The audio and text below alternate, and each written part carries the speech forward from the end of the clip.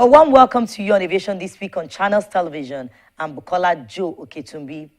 Air traffic control is a service provided by ground-based controllers who direct aircraft on the ground and through controlled airspace and can provide advisory services to aircraft in non-controlled airspace. The primary purpose of ATC worldwide is to prevent collisions, organize and expedite the flow of traffic, and provide information and other supports for pilots. In some countries, ATC plays a security or defensive role or is operated by the military. That's our subject this week, plus stories from aviation's biggest event in 2014, the Farnborough Air Show in the United Kingdom. But first, let's take this background report on air traffic control.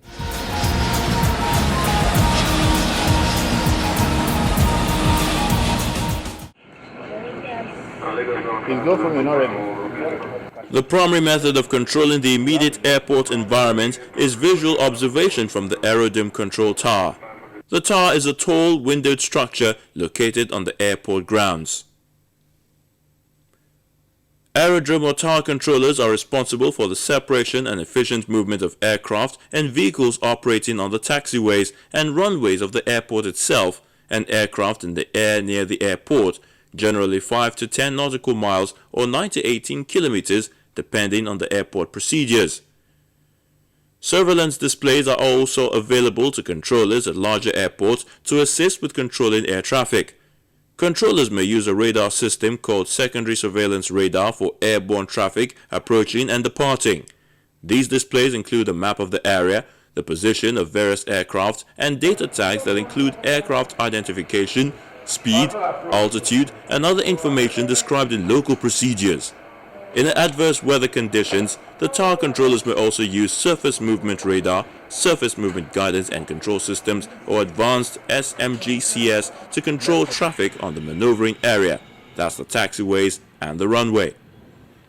The areas of responsibility for TWR controllers fall into three general operational disciplines: local control or air control, ground control, and flight data or clearance delivery.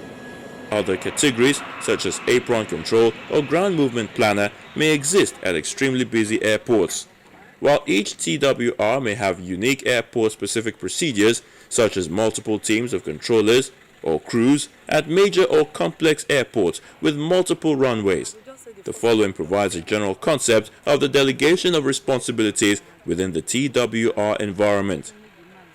The Remote and Visual Tower, or the RVT, is a system based on air traffic controllers being located somewhere other than at the local airport tower and still able to provide air traffic control services. Displays for the air traffic controllers may be either optical, live video, and or synthetic images based on surveillance sensor data. That's all for now. Ground control, sometimes known as ground movement control, is responsible for the airport movement areas as well as areas not released to the airlines or other users.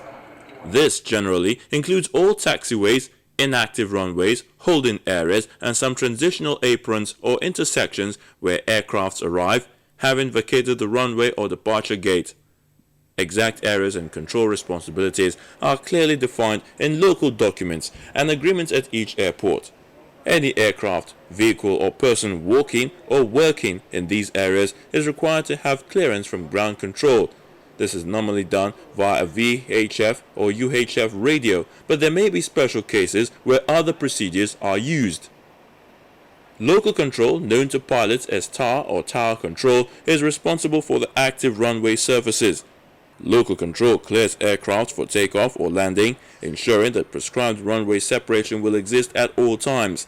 If local control detects any unsafe condition, a landing aircraft may be told to go around and be resequenced into the landing pattern by the approach or terminal area controller.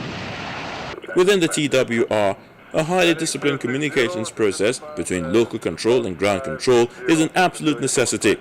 Ground control must request and gain approval from the local control to cross any active runway with any aircraft or vehicle. Likewise, local control must ensure that ground control is aware of any operations that will impact the taxiways and work with the approach radar controllers to create holes or gaps in the arrival traffic, to allow taxiing traffic to cross runways and to allow departing aircraft to take off. Crew resource management, that's CRM procedures, are often used to ensure this communication process is efficient and clear, although this is not as prevalent as CRM for pilots. Level 320. 20.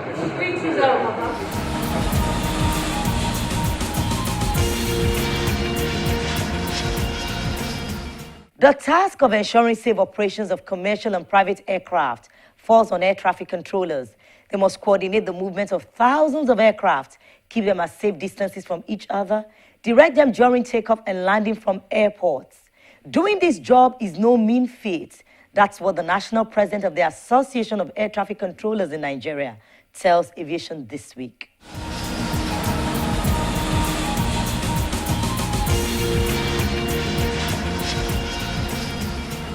What level of training must you acquire to become an air traffic controller?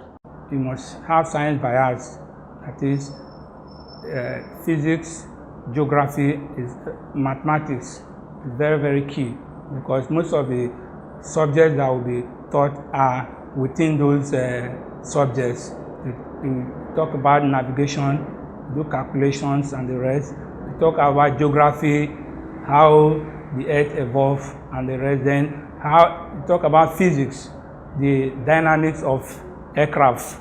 Those are basically what you need to become an air traffic controller. PPL is now mandatory. Why? It's mandatory because as an air traffic controller, you cannot just be sitting at your control tower dishing out instruction. It is also wise and very good for you to know what the pilot is doing upstairs. In case of emergency, you never can tell, you might be the one to assist the pilot, tell him, do this, do that, because you have been involved in flying an airplane. We don't do like the office people that you bring a file, you keep the file pending. When you give an instruction to an aircraft, you want the aircraft to carry that instruction to the later. There's no room for question. Do it, and if you have any question, you can later ask. And again, when there is taxing, because when you have what we call something like near miss is in this a situation that arises when two aircraft are almost on collision course. If at that time, if you take the pulse or the heartbeat of that controller, it's almost good as a dead man, because his PP, everything will be high. Basically, if you have a 6 hours watch, as an air traffic controller, you are not supposed to sit more than 2 hours maximum on the seat. Because anything more than 2 hours is taxing and killing. So in that 6 hour watch you talked about, what exactly do you do apart from those 2 hours where you have to expedite traffic? You also supervise. Don't forget, we have people training. People, younger ones coming in, they might be the one doing the control, but you as a licensed controller, supervise and ensure that they don't do anything that will compromise safety. The manpower are not enough to take care of the airports we have. So we are, for example, we are 300 controllers all over the country, and we have about 30 airports. You agree with me that 300 to 30 is grossly inadequate to man those airports. And because it's grossly inadequate, that is where you now see somebody that's supposed to work for 2 hours probably will be working for 4 hours. So you agree with me that it is really equivalent. From our release, we need 600. How it works is for the government to employ those numbers, we said about 150 within a year. And because our training duration is very long, the school involved, that is rather, needs to fast track the training. Normally, it's supposed to be 18 months. But because of the PPL that we talk now, you have to do PPL for maybe around 6 months. So when you add 6 months to 18 months, 2 years plus. And When you come out from Zaria, you are not an air traffic controller yet. You still have to undergo same on-the-job training that we're talking of. It depends on how clever, how fast you learn. If you learn fast enough, maybe under 1 year, you get your license, you now become useful to the system. You also talked about the upgrade of equipment. What kind of equipment are you talking about? When aircraft are flying our airspace, overflying or coming to land, you see the controller asking your type of aircraft, your registration, which ordinarily, if the mode X was working, you don't have any business asking the pilot all this information, because once you give the aircraft a squawk code and the aircraft put on that squawk code, all details about that particular flight comes on the screen. So you don't need to even ask him any, which all you need to do is, if you want to turn him left or turn him right, just do the turning. That is the air traffic control. That is one of the equipment redundancy. Then the other one, if you go to South Africa, it is only the engineer who knows that this trailer is packed up.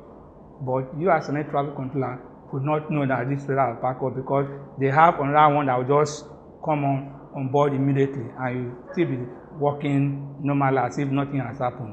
But in our own case here, if our own parts off, you have to go back to the system we used to perform before we started radar. That is, you go to procedural, you start using your brain to know the position of the aircraft. You have the aircraft where its passing level, its distance from the particular age you are using, and you now use those information. Then you have the one we call CPDSC, Controller Pilot Data Link. That one is just like you are sending, if you call it a text message, you don't even talk. You just, if you want an aircraft to climb, you just press climb and then you put the level, climb to so level. The pilot will respond climbing. If you want him to descend, you press descend to the level you want. It goes. If you want him to turn, you give him those descend, it goes. It makes the work very, very easy and simple. So we don't have this. We don't have them for now. But the radar is working, but those are the things that are not there for now.